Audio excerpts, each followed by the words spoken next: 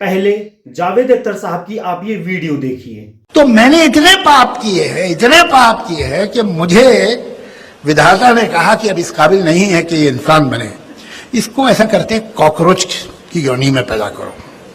ठीक है साहब, मैं कॉकरोच पैदा हो गया। अब मुझे बताइए, मैं एक कॉकरोच होते हुए कौन से काम करूं जिससे मैं फिर वापस ऊपर आना शुरू करूं? How to be a good cockroach? Javed Akhtar sahab और उनके विचारों का पूर्ण सम्मान है, और मैं यह भी जानता हूं कि मैं जावेद अख्तर साहब जितना प्रज्ञावान नहीं हूं और शायद ना ही कभी हो पाऊंगा। और मैं इस अवधारणा से भी सहमत हूं कि never skip a Javed Akhtar reel. और मेरी इस वीडियो का उद्देश्य किसी को गलत सिद्ध करना या नीचा दिखलाना नहीं है। और यह भी हो सकता है कि मैं जावेद साहब की अन्य किसी बात का तार्किक एवं तथ्यात्मक उत्तर ना दे पाऊँ, लेकिन उनकी इस वीडियो में कही गई बात का तथ्य के साथ और तर्क के साथ उत्तर देने का मैं प्रयास पूरा करूँगा। जैसा कि आपको पता है कि सनातन धर्म में 84 लाख योनियों की बात की गई है, जिसमें जीवात्मा अलग अलग रूपों में जन्म लेती है, जैसे कि घोड़ा, गधा, कॉकरोच, चूहा इत्यादि इत्यादि। कीट, पशु, पक्षी आदि योनियों में जीवात्मा कुछ कर नहीं सकती, क्योंकि न वहाँ पूजा है, न जप है, न तप है। वहाँ बस आपके पुराने पाप कटते हैं, अहंकार टूटता है और वासनाएं शांत होती हैं। जैसे कैदी जेल में सज़ा काटता है, वहाँ जेल में उसे कुछ और अत्यधिक करने की आवश्यकता नहीं होती है।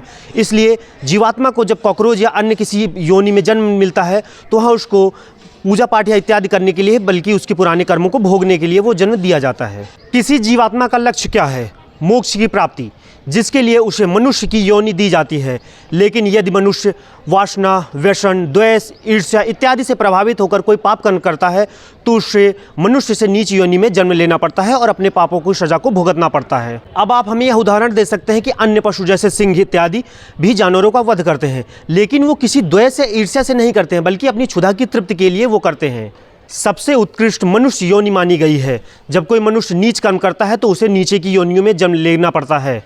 यह आप जो शरीर देख रहे हो, यह तो नश्वर है, आत्मा शाश्वत है। श्रीमद् भगवद गीता अध्याय 2 श्लोक नंबर 22, वसांसि जीर्णानि यथा विहाय नवानि गृहोति नरो पराणि तथा शरीराणि विहाय जीर्णा यन्यानि संवाति नवानि देहि। अर्थात जिस प्रकार हम अपने फटे पुराने वस्त्रों को बदल देते हैं, उसी प्रकार ये जो जीवात्मा है उसका कपड़ा किसे माना गया है? शरीर को। वो उसी प्रकार जब ये शरीर यानी कि ये कपड़ा उसका रहने लायक नहीं रह जाता, तो वह भी इस शरीर को यानी इस कपड़े को बदलकर दूसरे किसी शरीर में प्रवेश कर जाती है। श्रीमद् भगवद गीता अध्याय 2 श्लोक नंबर 23, नैनम छिंदन्ति शस्त्राणि नैनम दहति पावका ना चाक्ले दंतयापो ना शोष्यति मारुतः। अर्थात जीवात्मा को ना ही किसी हथियार से हम काट सकते हैं, ना हम आग से जला सकते हैं, ना ही उसे जल गला सकता है और ना ही उसे वायु सुखा सकती है। अर्थात आत्मा को हम संसारिक किसी वस्तु के समान नहीं है। आत्मा जो है वो शाश्वत है और ना आत्मा कभी मरती है, ना ही आत्मा को हम कभी नष्ट कर सकते हैं। आप सबसे निवेदन है कि आप हमारे धर्म ग्रंथों का अध्ययन जरूर से जरूर करें, जिससे आप किसी की बातों का तथ्यात्मक एवं तर्क के साथ उत्तर दे सकें और हमारे सनातन धर्म को और अच्छी तरीके से जान सकें।